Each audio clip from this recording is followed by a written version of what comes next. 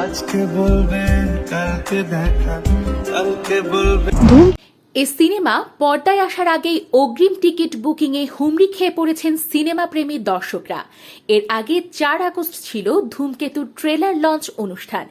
এ অনুষ্ঠানের মঞ্চে প্রায় ১০ বছর পর একসঙ্গে দেখা গিয়েছিল দেব ও শুভশ্রী গাঙ্গুলিকে।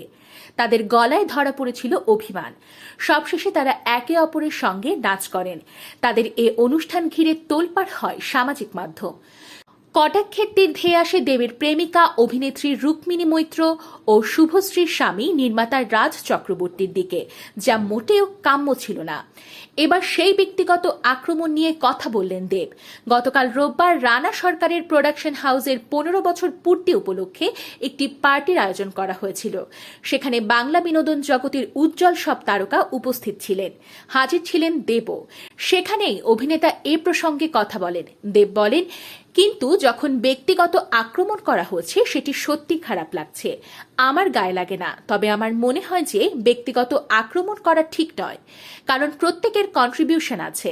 যদি আমি রুক্মিণীর কথা বলি, ধূমকেতুর পেছনে ওর অনেক অবদান রয়েছে। ও আমার সঙ্গে রিলও বানিয়েছে। তিনি বলেন, আজ যখন আমার সঙ্গে দেখা হলো, ও আমাকে বলল, খুব ভালো ওপেনিং হচ্ছে, আমি তোমার জন্য গর্বিত।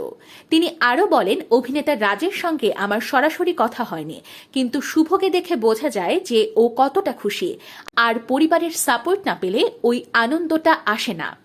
আমি আর শুভশ্রী ভেবেছিলাম যে সেই নেগেটিভ ইমেজটা মুছে ফেলতে হবে।